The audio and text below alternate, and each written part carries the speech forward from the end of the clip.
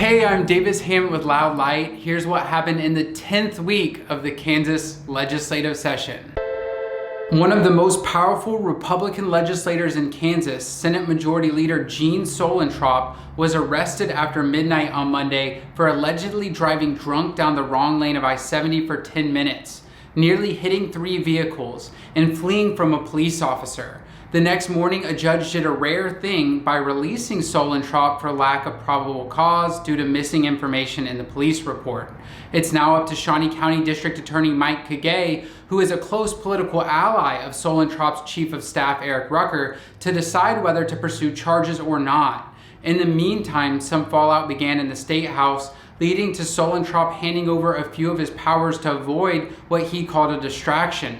Reactions from fellow Republicans varied from praising his actions as accountability to saying his drunk driving was inexcusable and he'd be in jail if he was an average Joe. Most of Solentrop's powers can only be removed if he resigns.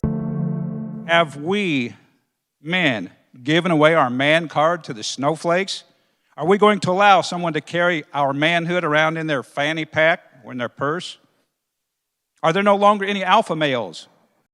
That was Senator Peck on Wednesday night during debate on the bill aimed at banning transgender girls from sports. Despite being asked 3 times, Senator Erickson, who carried the proposal, refused to say who wrote the bill. Many Republican senators referred to the topic as simple science, but refused to engage in questions about how the undefined term biological sex in the bill would be determined and how this would apply to a variety of children, including those who are intersex. Senator Erickson justified dodging such questions, saying, "We're not talking about the exceptions." Senator Corson asked if going after the 5 known transgender athletes in Kansas was worth millions of tax dollars in lawsuits the state will face.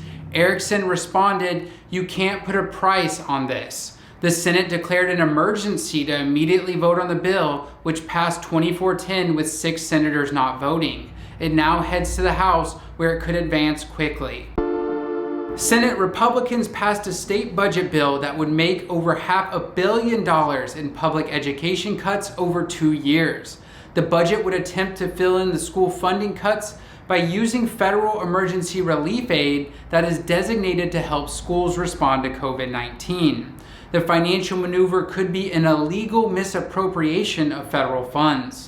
With the increased expenses and the massive Senate-approved tax cuts added in, the projected state ending balance in a year goes from a $767 million surplus under Governor Kelly's budget to a $78 million deficit under the Senate Republican budget. It would be unconstitutional for the state to pass a budget into law that runs a deficit as the Senate proposed. Budget debate will continue, and a final version likely won't be passed until May. This coming week is the final week for most committee meetings. This normally would signal a narrowing of possibilities, but the new legislature has shown little regard for rules, norms, and transparency, so anything is possible on any day.